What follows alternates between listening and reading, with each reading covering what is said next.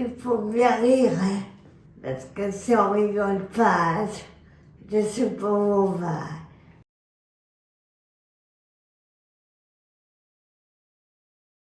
On a souhaité rencontrer les NEDOC pour discuter un petit peu de leur démarche. Et je me suis rendu compte rapidement du sérieux de ces personnes-là dans l'approche pédagogique du sujet, plus que dans le spectacle de clown. Et on a commencé à travailler ensemble sur une possibilité de 10 séances sur les établissements sur certains établissements ciblés. Et on est parti sur 10 séances par an sur 4 établissements. C'était rigolo et ça nous faisait rire selon ce qu'il mettait comme costume. La dame qui me faisait tout le temps rire avec son costume. Quand elle avait son sac à main et que j'ai essayé de lui piquer. Et je pense que ça a été bien pour les autres camions aussi. Alors des effets positifs, déjà au sein des collectifs sur lesquels les résidents ont des difficultés à être en relation avec les autres, les NEDOC ont cette possibilité, cette finesse de faire du lien en fait dans les groupes. Donc ça déjà c'est un effet extrêmement positif. Les résidents apprécient beaucoup quand les professionnels aussi rentrent dans le jeu de clown parce que ça les fait beaucoup rigoler. D'autres en fait se déplacent d'une unité vers l'autre pour suivre le circuit des clowns alors que naturellement ce ne sont pas des résidents qui vont se déplacer seuls. Donc plusieurs effets positifs.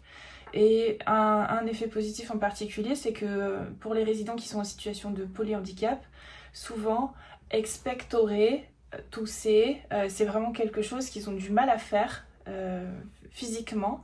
Et donc rire a un réel effet sur leur capacité respiratoire et sur leur bien-être juste après. Donc ça, c'est un effet qu'on peut observer tout de suite après les séances. Nous, quand on entendait la porte s'ouvrir, on savait que c'était les clowns qui arrivaient. Et puis en plus, ils arrivaient un peu comme moi, j'ai tendance à arriver sur le pavillon, à faire un boucan pas possible. Salut tout le monde! Et eux, ils sursautaient, mais après, ils étaient morts de rire, ils adoraient ça. Donc moi, chaque moment pour moi a été très bien pour eux. Ils l'attendaient. Quand ils savaient que c'était le jour, ils attendaient. Ils nous disaient, bon alors, ils arrivent à quelle heure? Pour me revenir, ça serait avec plaisir.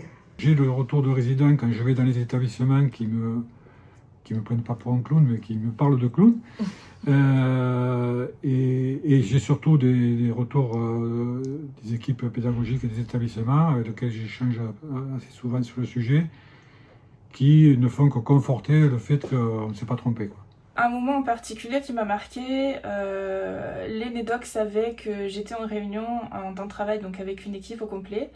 Ils savaient précisément dans quelle salle je me trouvais et ils sont venus dans cette réunion pour mettre un jeu de clown justement au milieu de sujets qui sont assez sérieux et pour lequel je demande généralement aux professionnels une certaine concentration. Et on s'est autorisé à rire avec eux et ça fait beaucoup de bien. Ce qui est important justement pour que ces interventions se passent bien, c'est que tous les professionnels de l'établissement, qu'ils soient en proximité des résidents ou pas, soient dans ce jeu-là en fait, acceptent que le jeu de clown puisse se faire dans le bureau de la comptable, dans le bureau de la directrice, dans le bureau de l'adjointe, la secrétaire, enfin tout le monde en fait. Et les résidents viennent. Bien sûr que ça doit être organisé plus souvent parce que déjà ça leur met à eux du baume au cœur, ils sont contents, ils rigolent, ils voient des personnes de l'extérieur. Et c'est pas toujours évident les sorties, donc c'est bien quand il y a du monde qui vient.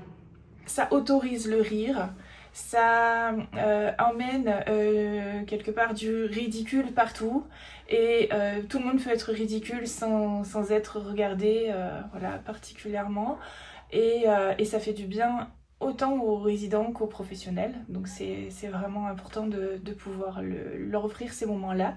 C'est qu'on sait qu'en fait ce sont des professionnels qui sont formés et qui auraient la capacité de vraiment s'intégrer dans les projets d'accompagnement individuel et d'être vraiment précis au regard de certains objectifs que nous on peut fixer en équipe pluridisciplinaire et pour lesquels on pourrait aller beaucoup plus vite avec des interventions de ce type. Vivre dans le rire et dans la légèreté, c'est une chose primordiale pour les personnes. Je veux dire, bon, rien de moins sérieux que le rire et la légèreté.